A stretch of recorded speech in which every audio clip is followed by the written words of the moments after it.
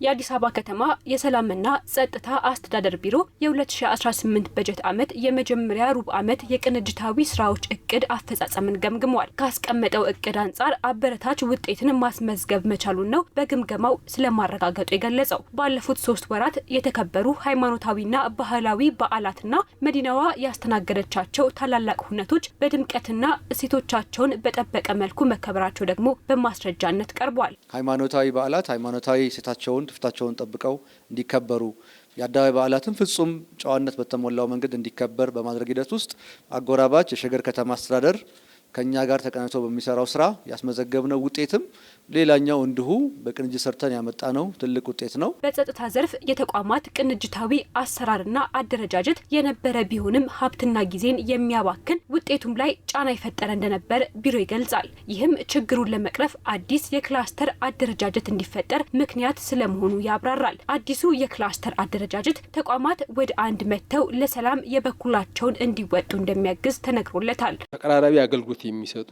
ግን ደግሞ ተቀራራቢ አገልግሎት በመስጠት ላይ ያሉ በራሳቸው ተቋማት ብቻ ተሰርቶ ማያልቅ ስራ ማለት ነው። የሌሎችን ተቋማት የሌሎችን ትብብር የሚጠይቁ ስራዎች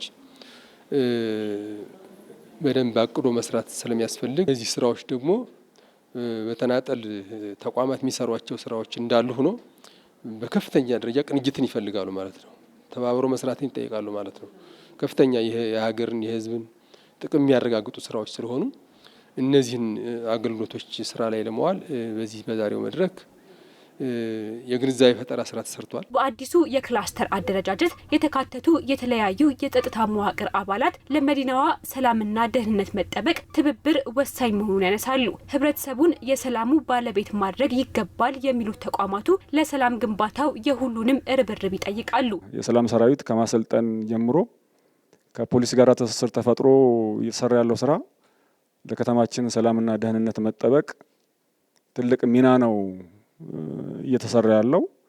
ከተማችን ላይ ህገወጥ ተግባራትን ከመከላከል አንጻር አሰራር ጭምር በመዘርጋት እየተሰራ ያለው ስራ ቀላል አይደለም። ህብረተሰቡን ያሳተፈ መሆን አለበት።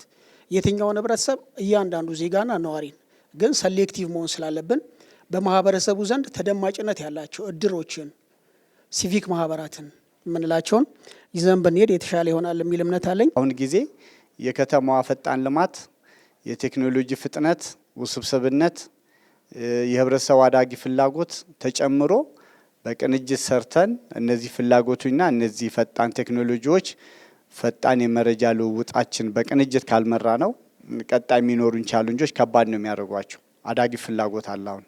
ስለዚህ ተቋማት ተናበው የመረጃ ልውውጣቸው በተለይ ደግሞ ሲስተማቸውን ኢንቴግሬት አድርገው ፈጣን የሆነ የመረጃ ልውውጥ ከማድረግ አንጻር ትልቅ ሚና አለው ብዬ አስባለሁ።